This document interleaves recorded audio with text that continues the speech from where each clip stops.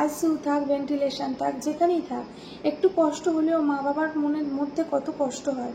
সেখানে এত লড়াই, একটা বাঁচার লড়াই, সেখানে একটা বাচ্চা ছেলে, মা কতটা সহ্য করতে পারে, মা কতটা পাষাণ হয়ে এই ট্রিটমেন্টটা করতে পারে। একটা বছর মা কন্টিনিউ এই ট্রিটমেন্টটা ভাইকে নিয়ে করে এসছে একা। এখন বাজে রাত্রির 11টা। এখন মাকে নিয়ে আমি এই সিএমসি লাস্ট বাস ছিল, এই বাসে করে হোটেলে ফিরছি। আজকের ভিডিওটা আপলোড করতে অনেকটা দেরি হবে তোমাদের কাছে। এখন তোমরা দেখতে পাচ্ছ মাকে নিয়ে আমি এখন হোটেলে ফিরছি। আর মায়ের মনটা তো তোমরা দেখে বুঝতেই পারছো, মায়ের শরীরটা খুবই খারাপ। তো মাকে আজকে বুঝিয়ে নিয়ে যাচ্ছে। আজকে রাতে ভাইয়ের কাছে বোন আর দাদা থাকবে, দাদা চলে গেছিল আবার এসছে। তো মাকে বললাম মা চলো, কালকে সকালে আবার আসবে। তো মা তো ভাইকে ছেড়ে কিছুতেই যেতে চাইছিল না। তো তারপরে অনেক কান্নাকাটি করছিল। তারপরে মাকে বুঝিয়ে বললাম, বলছে আমি বাবুকে ছাড়া থাকতে পারবো না। তা আমি বললাম চলো আজকের রাতটা ওরা তো থাকবে, আর দুজনের বেশি অ্যালাউ নেই, আজকে চলো, কালকে তুমি সকালে আবার চলে আসবে। তো এই পরিস্থিতিতে মায়ের মন কেমন থাকতে পারে সেটা তো তোমরা বুঝতেই পারছো। তো যাই হোক বন্ধুরা, আমি হোটেলে যাই, হোটেলে গিয়ে ফ্রেশ হয়ে তোমাদের সাথে কথা বলছি আজকের ভাইয়ের রিপোর্টের ব্যাপারটা। তো চলো আমি হোটেলে গিয়ে ফ্রেশ হয়ে কথা বলছি। তো বন্ধুরা, এই কিছুক্ষণ আগে এসেই বসলাম। এখন রাত্রির অনেকটা বেজে গেছে, সবাই ঘুমিয়ে পড়েছে। ভাবলাম ভিডিওটা তোমাদের সাথে শেয়ার করি। এখন অনেকটাই রাত হয়ে গেছে, এখন ভিডিওটা এডিট করব, করে আজকে আর ভিডিওটা পোস্ট করতে পারবো না, কালকে সকালে আমি ভিডিওটা পোস্ট করব। তো যাই হোক, যেটা জানানোর জন্য তোমাদের কাছে এসেছি, তোমরা তো ভাইয়ের চিন্তায় আছো, সবসময় ভাইয়ের খবর নিচ্ছ, ভাই এখন কেমন আছে, কি আছে। আর ভাইকে এই মুহূর্তে দেখাতে পারছি না, কারণ ভেন্টিলেশনে সবাইকে অ্যালাউ নেই।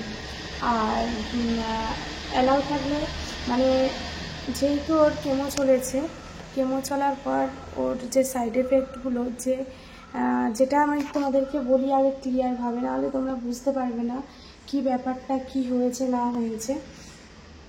তো আজকে 3 দিন ভাই ভেন্টিলেশনে আছে। প্রথম হলো যে প্রথম দিন যেদিন ভাইকে ভেন্টিলেশনে দিয়েছে, বাইরে প্রচুর কুকুর চেঁচাচ্ছে। প্রথম যেদিন ভাইকে ভেন্টিলেশনে দিয়েছিল সেই দিন একটা কালচার রিপোর্ট করেছিল। তো সেই রিপোর্টটা আজকের এসছে। আজকের ভেন্টিলেশনের ডক্টর বললেন যে আগের থেকে একটু ইমপ্রুভ করছে। আগে যে পালস বিটটা ভাই ধরে রাখতে পারছিল না, আর ব্লাড প্রেশারটা মানে ডাউন করছিল, একদম নেমে যাচ্ছিল, সেটা থেকে এখন বলল ওর শরীরে অ্যাডজাস্ট হচ্ছে, মানে ওর শরীরে ও নিজে থেকে এখন নিতে পারছে। যেমনি পালস বিটটা নিজের থেকে নর্মাল হয়েছে, যেটা 2 দিন মেডিসিন চললো, 2 দিন মেডিসিনের দ্বারাই ওটা মানে ডক্টররা চেষ্টা করেছে। তো এখন ওটা পালস বিট আর ব্লাড প্রেশার এই দুটো নর্মাল ওর শরীরে অ্যাডজাস্ট হয়েছে। আর একটা কথা বললো, আগে তোমাদেরকে বলি, এখন ওকে হালকা হালকাভাবে অক্সিজেনটা খুলে দেখবে কতটা কি নিতে পারছে না পারছে, এরকমভাবে ওকে অবজার্ভে রাখবে। কিন্তু হ্যাঁ, ভেন্টিলেশন থেকে এখন কিছুদিন বের করা যাবে না। কেননা তোমরা অনেকেই ভাবছো, তোমরা তো ভাবছো না, তোমরা আমার ফ্যামিলি, তোমরা কোনোদিনও নেগেটিভ জিনিসটা ভাববে না। অনেকেই ভাবছে, বিশেষ করে আমাদের ফ্যামিলির অনেক মানুষ ভাবছে ভেন্টিলেশন মানেই জিনিসটা খারাপ। কিন্তু তোমরা অনেকেই জানো ভেন্টিলেশন সবসময় খারাপ জিনিসটা ভাবা যায় না। ভেন্টিলেশনের যে সবসময় ক্রিটিক্যাল পেশেন্টদেরকে ঢোকানো হয় সেটাও ঠিক না। অনেক সময় শরীরের সাইড এফেক্টের জন্য অনেক প্রবলেম হয়, অনেক রকম প্রবলেমের জন্য ভেন্টিলেশনে দেয়, যাতে কোনো ইনফেকশান না হয় বা কিছু, তো অনেক কারণ থাকে। তো যাই হোক, তো ভাইয়ের একটা কারণ হয়েছিল, ভাইয়ের কিন্তু ক্যান্সার ভাইরাসের জন্য কোনো রকম প্রবলেম হয়নি। যেহেতু ও এতদিন তোমাদেরকে বলে আসছি হাই ডোজের কেমোগুলো নিয়েছে, 1 মাস যেতে না যেতে ভাইয়ের যেহেতু রিকলে এসছে, সেই জন্য ডাক্তাররা ভীষণভাবে ভয় পাচ্ছিল যে হাই ডোজের কেমোগুলো নেবে কিভাবে। এত হাই ডোজের কেমো চলেছে আগে নার্সিংহোমে, 1 মাসের মধ্যে যেই মানে কেমোগুলো টেনে এসছে, মানে আমি তোমাদেরকে বুঝিয়ে বলি, হয়তো আগের যে ট্রিটমেন্টটা চলেছে তাতে 100 ml করে কেমো চলেছে, এখন সেটা 400 ml এর কেমো চালাবে, মানে কতটা হাই পাওয়ারের চিন্তা করো। তো সেই কেমোটা নেওয়াতে সেই জন্যই ডাক্তার বলছে অনেকটাই রিস্ক। তো যাই হোক, কেমোটা নিয়েছে, কোনো প্রবলেমও হয়নি। কেমোটা নেওয়ার বললাম না 72 ঘন্টা 96 ঘন্টা, সেইগুলো টাইমগুলো পেরিয়ে গেছে, কোনো প্রবলেম হয়নি। আইসিইউতে দিতে হতে পারে, কষ্ট পেয়েছে ঠিকই, কিন্তু আইসিইউতে দিতে হয়নি। যেই কারণে ও আজকে ভেন্টিলেশনে আছে। যে রিপোর্টটা এসছে কালচার রিপোর্ট, সেটাই তোমাদেরকে বলি। সেই রিপোর্টে, কালচার রিপোর্টে এসছে যে ওর একটা ভাইরাস, কেমো চলার পর যে সাইড এফেক্টগুলো হয়, ইভেন শরীরটা তো সেই সময় দুর্বল হয়ে থাকে, তখন সব ভাইরাস অ্যাটাক করে। তো সেই ক্ষেত্রে যেটা আমি শুনলাম, আমি তখন ছিলাম না, বোনের মুখ থেকে যেটা শুনলাম, একটা ভাইরাস অ্যাটাক করেছে। সেই ভাইরাসটা হচ্ছে মারাত্মক শক্তিশালী, যেটা ক্যান্সার ভাইরাস, যেমনি ভাইয়ের ব্লাডে, তোমরা তো জানো ব্লাড ক্যান্সার, সেই ভাইরাসটা ব্লাডেই হয়েছে। আর সেই শক্তিশালী ভাইরাসটা লাখে একজনের হয়, মানে ভাইরাসটা আর কি এই কেমোর পর আসে। তা সেই ভাগ্যের মধ্যে আমার ভাইও পড়ে গেছে। প্রত্যেকটা কিছুতে শুনছি ভাইয়ের লাখে একটা মানুষের হয়, যেমনি এই ভাইয়ের এই সেলটা ঘুরে আসে না। এই ভাইয়ের টি সেলে খুব ভালো ট্রিটমেন্ট করার পর ঘুরে আসে না, মানে জিনিসটা ফিরে আসে না। ভাইয়ের ক্ষেত্রে দেখো, ডাক্তাররা বলছে লাখে একজনার কয়েকজনার ফেরে, তার মধ্যে ভাই একজন পড়লো লাখে, ভাইয়ের লাখে ভাই মানে জিনিসটা ফিরে এসছে।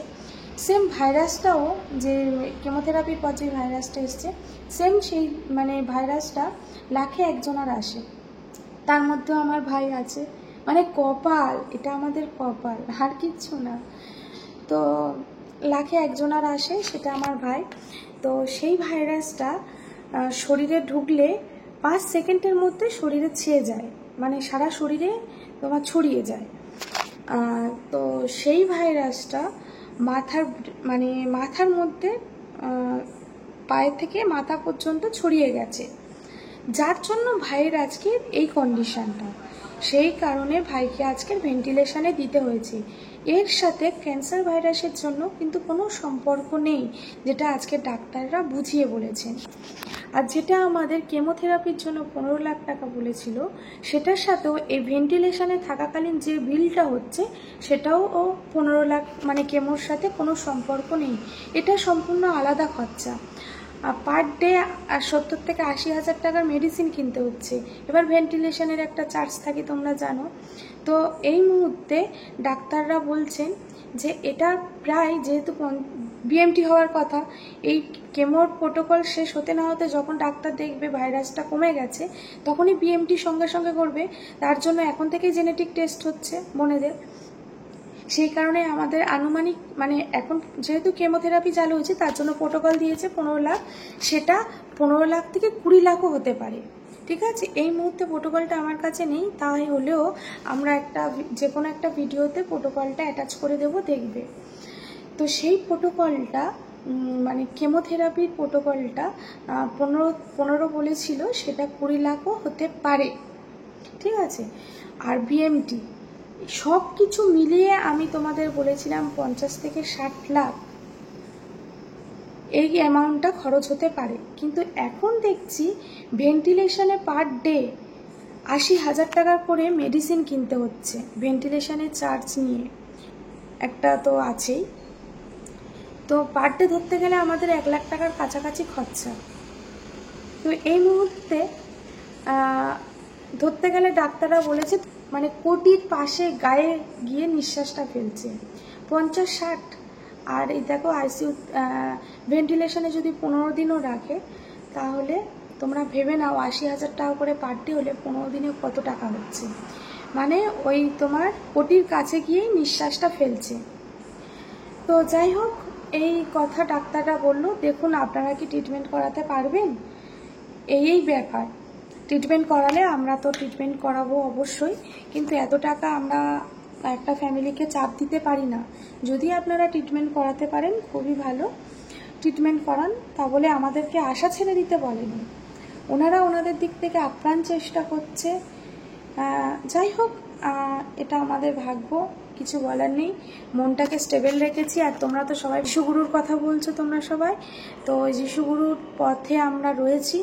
যিশুগুরুর উপরে আমার ভাইয়ের সব দায়ভার তুলে দিয়েছি।